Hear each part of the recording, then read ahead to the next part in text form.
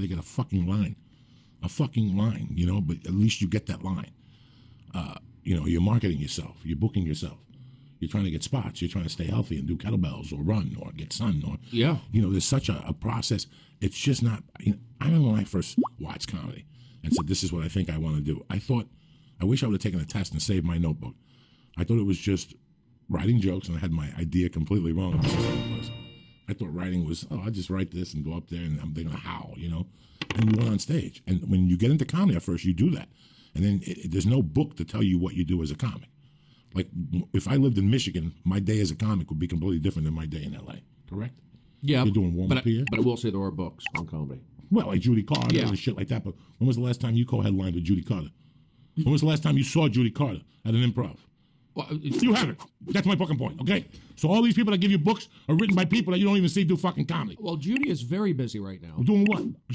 Open up. No, leave her alone. alone. Show me what fucking club Judy's at this fucking weekend. Leave Judy alone. She doesn't deserve this. Judy hasn't worked in 90 fucking years, so things change. Every year, if you're a comic, things change. Yes, the rules change. I agree. When I got here as a comic, if you did a co-star on a TV show or you recurred, people went to see you on the weekend. Yeah. That's it. Okay. People signed you, an agent signed you, a manager signed you. They went to the comedy store, everybody was jumping up and down. People wanted to suck your dick.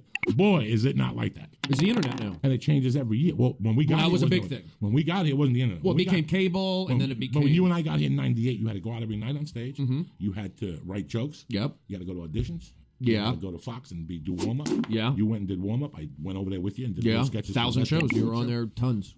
You know, you do all these things as a comic that are completely different. They come first. You know, I remember having a conversation with Mitch Hedberg and him telling me that I write 3 hours a day and I turn the phone off. You know, like, that's how serious he got. You have to be like Kobe Bryant. Like Kobe Bryant. And there's so many different aspects that go into being a good comic or a great comic or a mediocre comic. You know, I knew when I was a mediocre comic what I was doing, and now that I'm a little better, I know what I'm doing. And it involves so much. It's like MMA training. You just don't box. You got to do jiu-jitsu 2 days a week. You got to do conditioning 2 days a week. You got to do karate 2 days a week, and then you got to fucking box 2 days a week. And you got to put it all together and hit wrestling and get your dick sucked, do radio, do promo. It's a whole process. It's just not getting laundry. It's just not getting in your car. And well, was it hard for you when you stopped having full-time jobs? Like, we talked about it when I first started, and I'm still not great at it yet. I've gotten better. But now that I worked a full-time job from the time I was 16 to now, and I went to school. So I always had something to do during the day.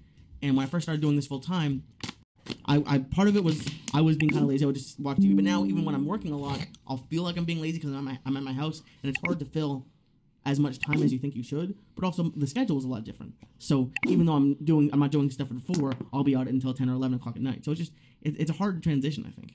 Anyway, you know, for years I just wrote jokes. It's funny. I always I crack jokes with my buddies in Jersey. They'll call me and we'll have a conversation. I go, you know, I'm working harder now at 51 than I did when I was burglarizing houses.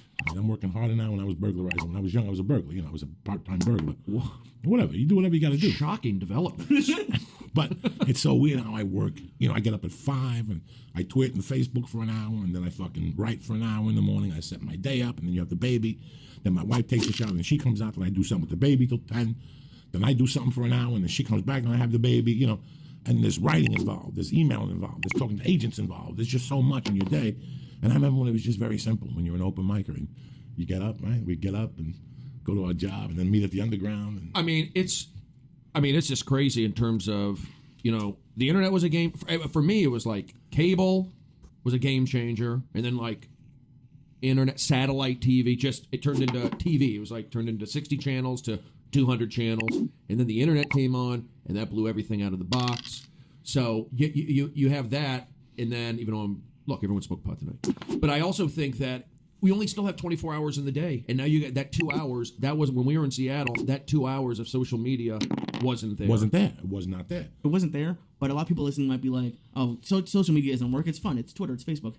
Both of you guys are amazing at social media. And I say that from seeing comics and even not comics who aren't and how much it hurts their career. Because in reality, Twitter shouldn't be that hard to do, but to stick to it and be good at it, which both of you I think are amazing at it, it's a skill at this point. You guys can be social media coaches. Think about it. Yeah, you got to be in the game for the most part. I mean, it's fun to do. I like doing it. I just sometimes don't like to hate tweets and when it gets like that. But I think Twitter's great because podcasting, that was another game changer. It was like, I don't think there's any negative with podcasting. It's probably better for a comedian now. I mean, what comedian doesn't like talking shit? Right. I work on this. Every week I sit down, I go, this week I'd like to get Brody on, and me and Lee talk, and Lee will go, hey, how about Brody? And I'll think about Brody and what we'll talk to Brody about, and what else comes up, because I don't like them to be topical. I never wanted somebody to listen to this 6 years from now and go, what are these guys talking about? They're talking about today. They're not talking about their lives or how this affects them. And that's why I didn't want it to be topical. I don't want a topical comic of we're going to sit here and make fun of somebody. I like coming on here and talking about our shortcomings and how we can make them better, or how we can be better as human beings, or eliminating fear from our lives. I never put that audition on tape. I had an audition for a De Niro movie. I never put it on tape. And I just didn't want to. You ever have that feeling you just don't want to do something? You look at it and you go, you pre-qualify, like you write yourself off. But over the last 2 days, I've been thinking that maybe it was a little fear. I just didn't want to deal with it. I just didn't want to deal with all the fucking bullshit. Like, when my agent called them, they said, no, they didn't want to see me. I wasn't the type. Then a week later, they go, all right, let them put it on tape in New York. What the fuck? What the fuck?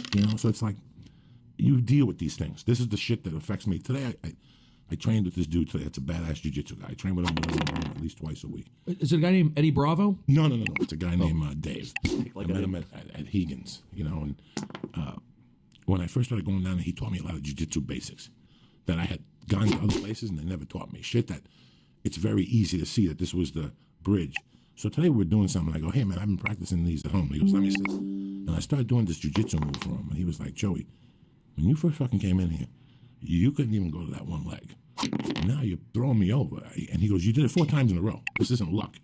You're doing this. And I asked him, I go, how did you know about this? And he goes, I didn't. After I saw you one day, I went home and thought about you for 2 nights and thought about why you couldn't do that move. So we worked on it.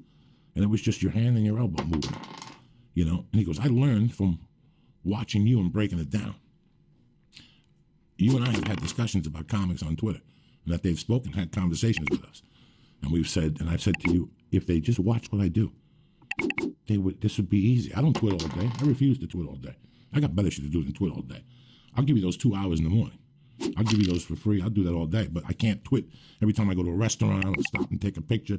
That's why I'm not on Instagram. I can't. I just can't. My day is my day. I live my fucking life.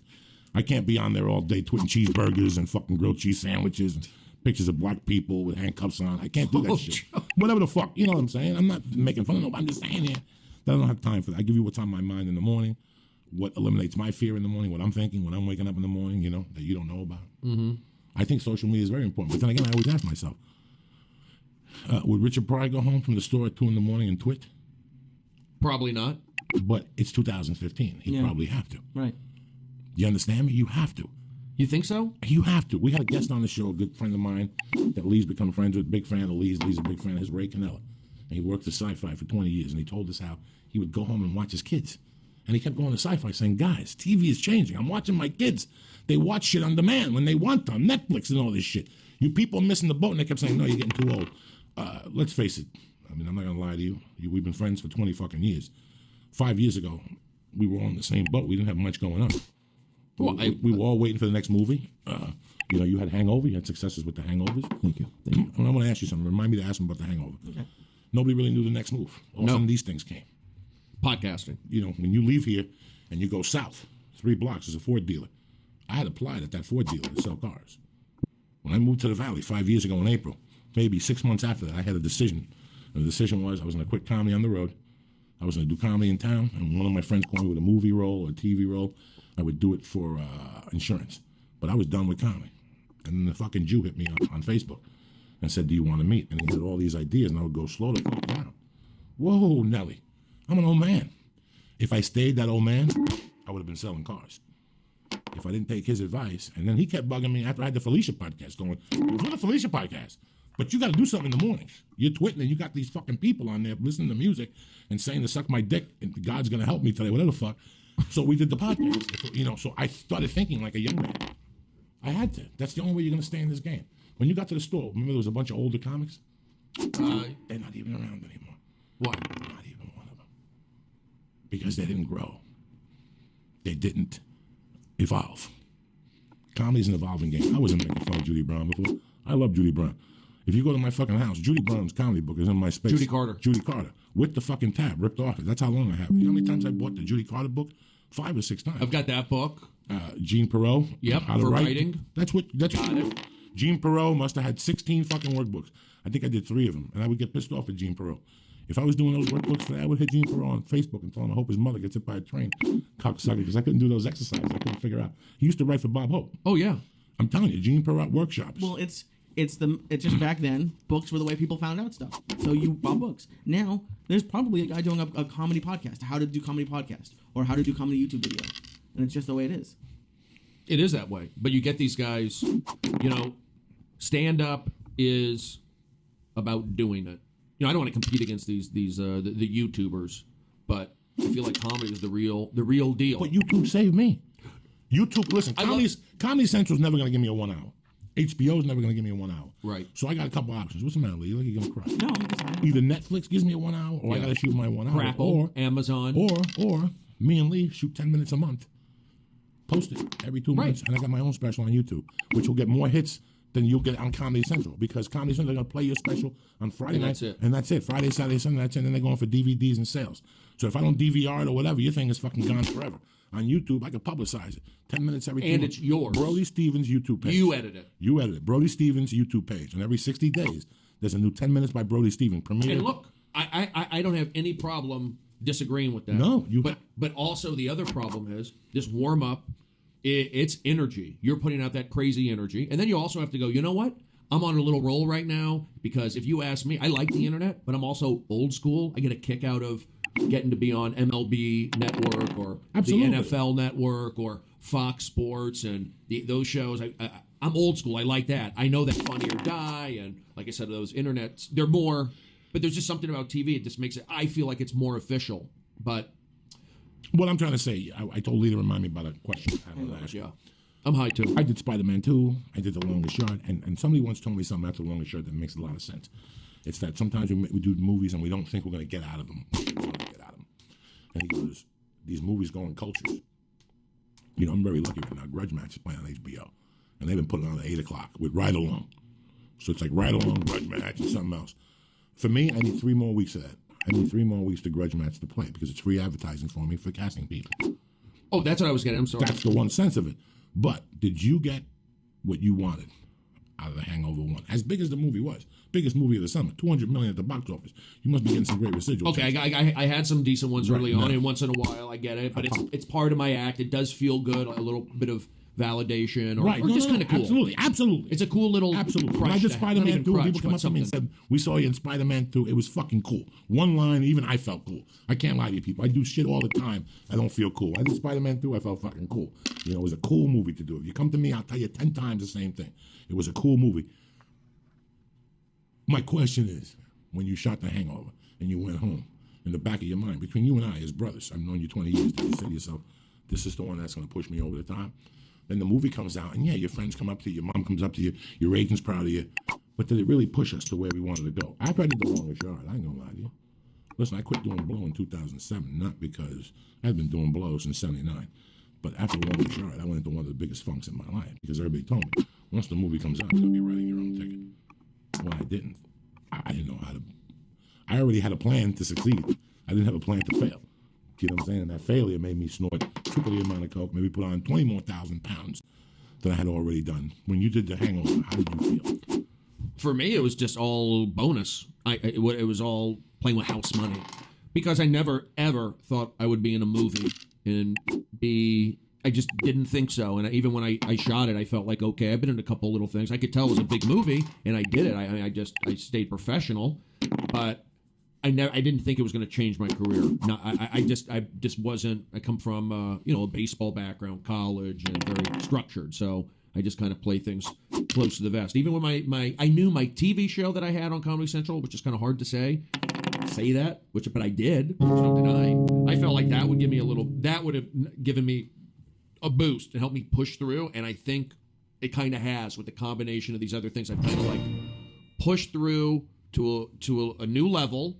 But I also feel like I'm in the opportunity right now to go even one more level, and then I can, quote unquote, chill. And I think some of it, honestly, is just getting out of warm up. Like, the thing is, I get mic time, I'm getting paid, I get to perform every day for Comedy Central executives and Funny or Die executives, audiences, the comedians appreciate it. When I did it at Best Damn Sports Show, I never auditioned. I mean, I obviously auditioned for I did for The Hangover, but pretty much I gave up auditioning because I wanted to ingrain myself at Fox Sports, where I would know every executive, everybody involved. And just do the best job I could do. I ended up doing 1,000 shows, and guys who were like, segment producers like Eric Shanks, he runs the whole network now. George Greenberg, executive producer, he runs it. I mean, all these guys are there.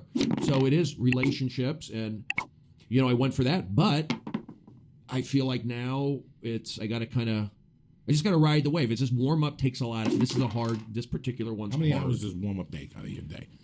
Every day from midnight? For me, I do 4 shows a week. I'm on the clock for 2 hours straight. From the minute I get out of my car, I walk across the street, and boom, I'm on. I work with the audiences there. I hit them there, and I have to stay on and focus for 2 hours. There's no letdown. And this show is very joke heavy. Joke, energy in and out. It's just high energy, kind of like how Chelsea was. But Chelsea, had her books coming out.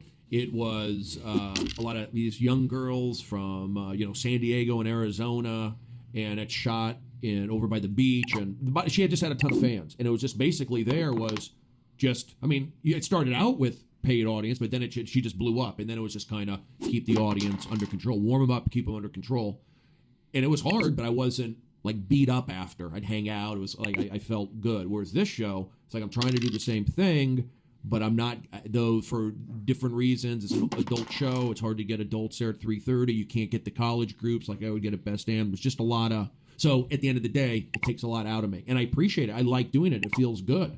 But I'm also seeing that, you know what? I should be podcasting. Imagine if I took that chance, podcasted, because people, that's all they asked me to do.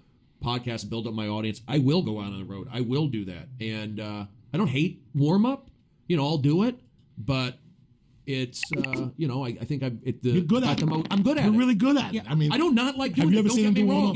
warm-up? Yeah, my girlfriend and I went and saw you in Irvine at the Oddball, and I've been very lucky that I've worked in TV, and I've been able in Los Angeles. I've been able to go to a bunch of TV tapings, and they're fun. But everyone in this room knows how bad canned fake laughter on TV shows sound.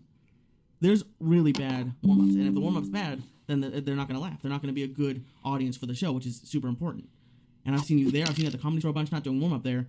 But it's kind of like how the internet kind of gets looked down upon. Like you said, you enjoy doing live TV better. I think you think warm-up gets looked down upon, but it really shouldn't. It shouldn't. No, it's a skill. It's definitely a skill, and I see him on stage. Yeah, sometimes. it's amazing. But here's the deal. It's kind of like maybe I think you were talking about this before. Yeah, you do the warm-up. You're in front of, 115 people, 3, you can be up like Key and Peele and the guys from Reno 911 or whatever, Chris Hardwick, you get all that, but...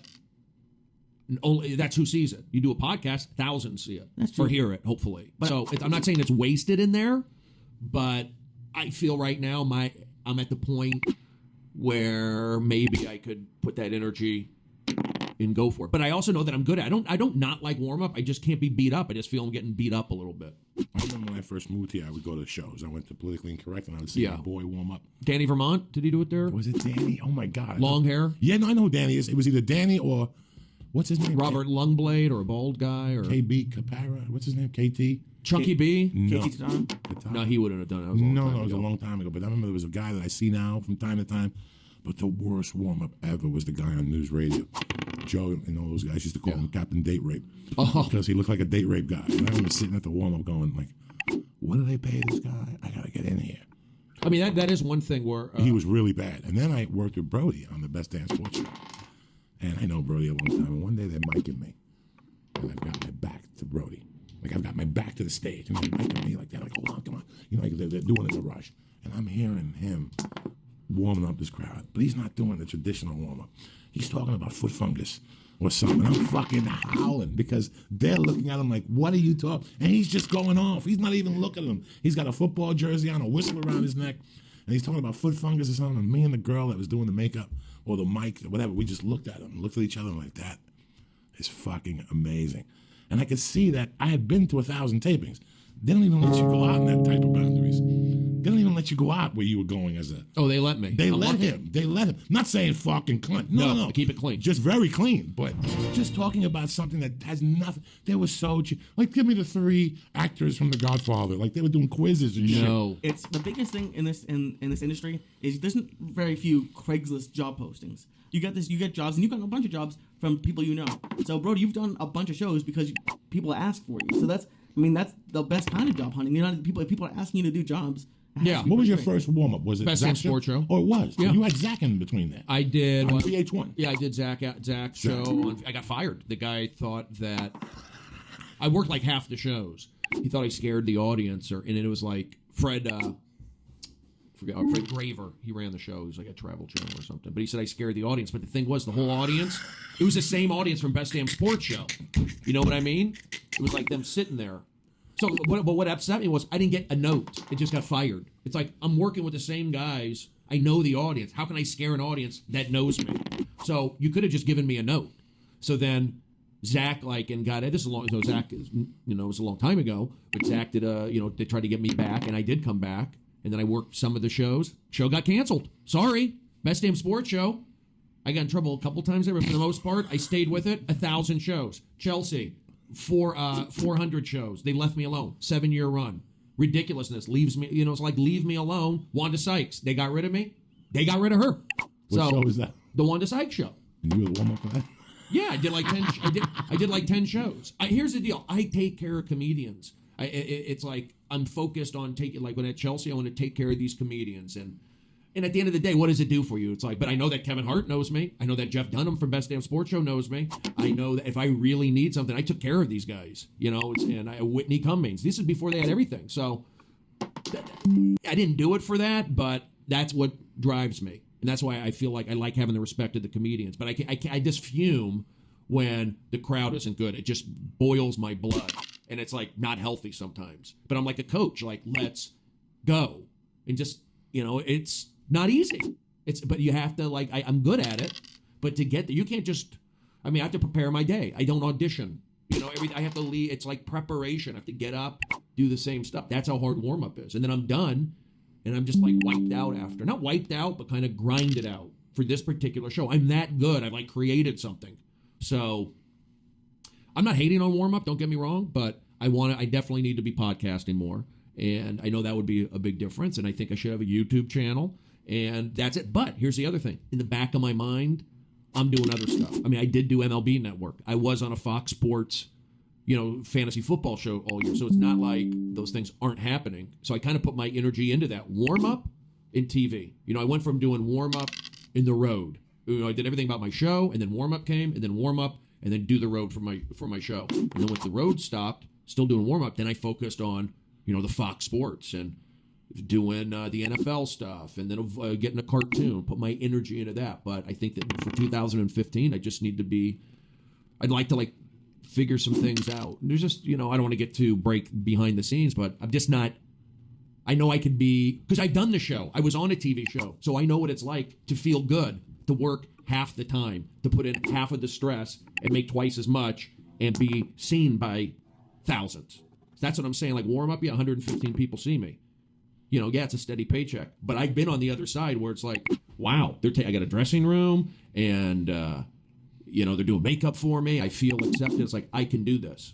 And so I put my energy into that. And kind of my mind has been wandering, just doing so many different things. But have you ever got these are good problems. I'm not complaining. Have you ever got somebody at a show saying I saw you do warm up for the show, or have you seen them around the country? You mean like audience members who saw you warm up from Minnesota went and saw you when you were in Minnesota? It happened. Yeah, cool. Not so much though. Here in LA, I get kids that come up to me that remember me from high school. Like their high school, basically every high school came into Best Damn Sports Show. Every community college. So living here in LA, kids will come up to me and go, "Hey, I remember you from Best Damn Sports Show. I was in high school." We did the thing at Loyola. For Best Day, you and I over on Sunset Boulevard. There was like a school there. I did the bit about the pine tar. He was going to be on the show that day, so we did the bit on the pine tar. It was just the fact. You were great on the show, by the way. Jelly on everything. Kind of remember. Yeah. They were great. They, at first it was kind of hard, but then they started. That was my first TV gig. It was 150 an episode. How many did you do? You did a lot, like 20 of them, maybe. Maybe even more. But you knocked it out. Joey would come in. This is a live to taping. It's live basically. And Joey, every time, I'm not just saying it, you knocked it out to the point like, this guy's good. Rich Williams is writing. Rich Williams the wrote. kid with the red hair that's still around. I still see him around. He was a good writer for me. They wrote. I was the non-whatever sports analyst. I was the non-committal sports analyst. You were great, and then Lonnie Love was the other Lonnie one. She was Love, on a she lot. was It was great, like yeah. you two, and then the Farley brothers. The Farley. That was about it. It was like those were the guys Those were the doing core, stuff. yeah, yeah. And you know what? When you're doing warm up, that's another thing. I never